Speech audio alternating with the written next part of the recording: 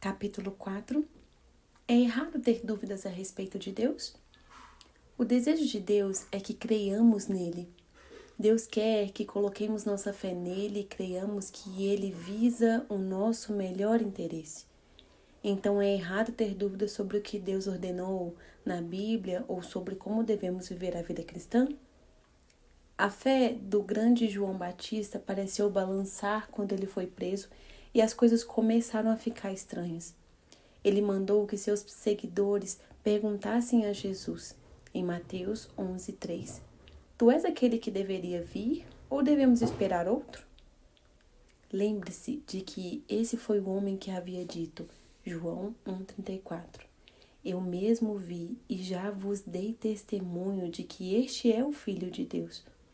Contudo, após ter sido lançado na prisão, João Batista deve ter questionado por que Jesus não o resgatara. A exemplo de muitos de nós que enfrentamos dificuldades, João Batista teve dúvidas. Quando outros discípulos de Jesus questionaram quem ele de fato era, Jesus lhe respondeu, João 14:11, Credes em mim? Eu estou no Pai, e ele está em mim. Crede ao menos por causa das mesmas obras. Jesus não ficou contrariado porque seus seguidores manifestaram alguma dúvida ou pediram alguma prova. Ele apelou para as evidências a fim de estabelecer que ele era quem alegava ser. Deus deseja que nossa fé nele seja afirmada e aprofundada por nossas convicções. E ter algumas incertezas não é necessariamente errado. Da mesma forma que João Batista, às vezes, carecemos de evidências suficientes para apoiar a nossa fé.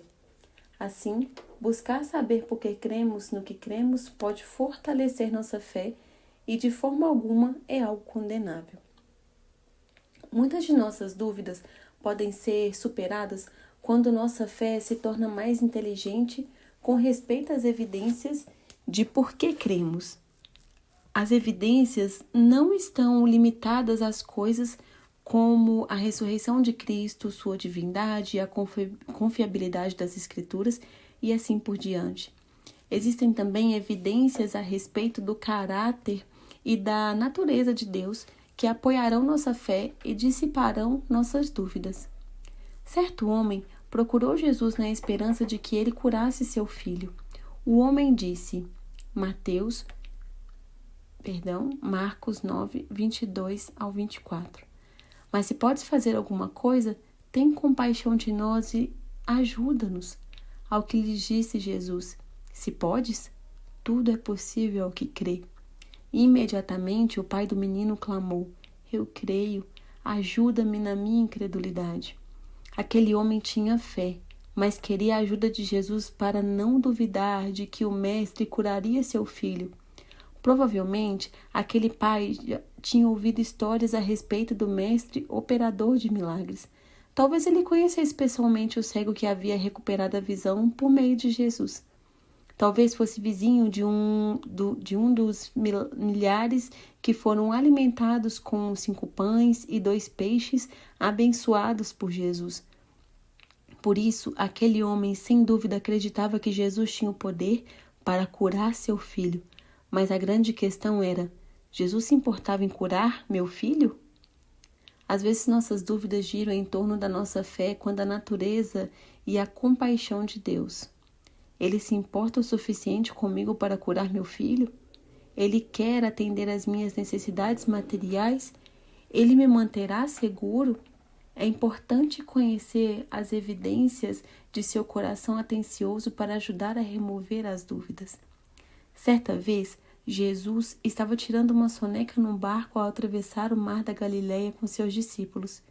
Aconteceu uma violenta tempestade e os seus discípulos pensaram que iria naufragar. Por isso, acordaram Jesus. O mestre repreendeu o tempo ruim e interrompeu a tempestade. Então ele lhes perguntou, Lucas 8:25, onde está a vossa fé? Parece que a tempestade estava ocupando a mente e as emoções dos discípulos e os impedia de entregar a situação a Jesus. É claro que Jesus queria que os discípulos cressem que ele tinha o poder para acalmar a tempestade e se importava o bastante para mantê-los a salvo. Jesus queria que eles tivessem fé nele. Jesus também instruiu seus discípulos a não se preocuparem com as necessidades por alimento e vestuário. Se Deus cuidava dos pássaros e das flores, quanto mais a vós, homens de pequena fé, como diz em Lucas 12:28. Novamente, Jesus queria que seus seguidores focassem na natureza cuidadosa e supridora de Deus. Todavia, as preocupações e inseguranças podiam facilmente causar-lhes dúvidas. Elas podem causar dúvidas em nós também.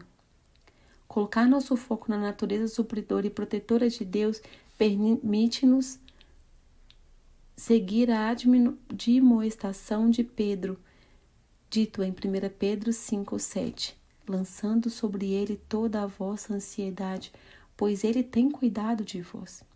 O futuro é desconhecido e a nossa vida é cheia de incerteza e insegurança.